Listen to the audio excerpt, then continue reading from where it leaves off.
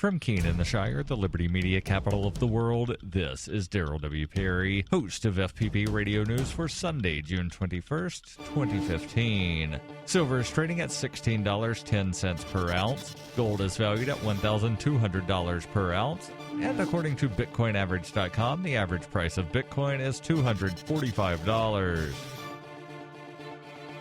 Antiwar.com reports Hezbollah's TV station Al-Manar is reporting that their forces launched 2 separate attacks on the Islamic State forces along the Lebanon-Syria border, killing 9 fighters, including 2 whom they had identified as the Islamic State commanders. The fighting took place on the outskirts of the border town of Arsal, where the Islamic State and Al-Qaeda have repeatedly launched attacks on Lebanese forces. Hezbollah says they overran a meeting being held between the Islamic State leaders in the area. Hezbollah claims the meeting was to plan an offensive against Baalbek, a major Lebanese city in the area, and identified the 2 slain Islamic State commanders as Abu Akrama al-Zuhari and Ahmad al-Moshin. The others slain were not identified. Since Hezbollah joined the Syrian civil war on the government side, they have fought repeatedly against the Islamic State and other rebel factions. The fighting has mostly been inside Syria, but has also brought attempts from the Islamic State factions to attack Shiite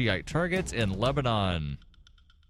Bitcoin Not Bombs is a launching pad for nonprofits and social entrepreneurs into the financial freedom of the Bitcoin economy. Bitcoin Not Bombs offers premium publicity campaigns designed to facilitate an organization's adoption of Bitcoin as a payment system and to fully capitalize on that decision in their fundraising efforts. Bitcoin Not Bombs is fully committed to being the hub of the nonprofit sector of the Bitcoin economy, maximizing the potential cross-promotion of all our clients and commercial partners. To learn more, visit bitcoinnotbombs.com. UPI reports Hawaii's governor on Friday signed a new law raising the legal smoking age in Hawaii to 21. The new law makes Hawaii the first state in the country to raise the minimum age from 18 to 21. The law prevents adolescents from buying, possessing, or smoking traditional or electronic cigarettes. U.S. Senator Brian Schatz from Hawaii said this is a significant achievement in public health. Hawaii is the first state in the nation to raise the minimum age for tobacco, including e-cigarettes. With the explosion of e-cigarettes among teens, more and more of our children are developing an unhealthy addiction to nicotine. This law is an important step to helping to make our next generation tobacco-free. Also on Friday, Hawaii's governor signed a law to prohibit tobacco use at all state parks. People under the age of 21 who violate the new law would be subject to a $10 fine for the first offense and a $50 fine for each subsequent offense. Anyone who sells tobacco products to someone under the age of 21 would be fined $500 for the first offense. The new law takes effect beginning January of next year.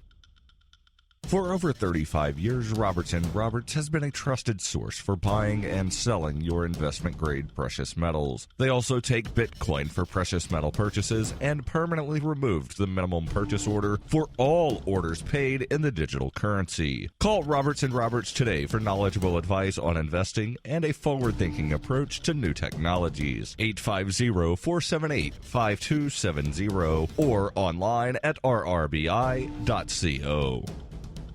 Reuters reports the U.S. auto safety watchdog is racked by internal problems that have prevented the agency from acting to protect the public from deadly auto defects, including faulty GM ignition switches, according to federal investigators. An official U.S. Department of Transportation report seen by Reuters says the National Highway Traffic Safety Administration lacks the data needed to identify safety issues, does not properly screen the data it has, and has failed time and again to hold automakers accountable for problems among the more than 265 million cars and trucks on America's roads. The Office of the Inspector General report said NHTSA received data on the GM ignition switch problem in 2003, but the information lacked sufficient detail and was inconsistently categorized. It decided not to investigate 4 years later without documenting why, and stopped monitoring the issue in 2008 when the staffer in charge left the agency. GM announced a recall in 2014. The NHTSA acknowledged shortcomings in its GM investigation in its own report this month, saying it failed to push back against the automaker's incomplete responses.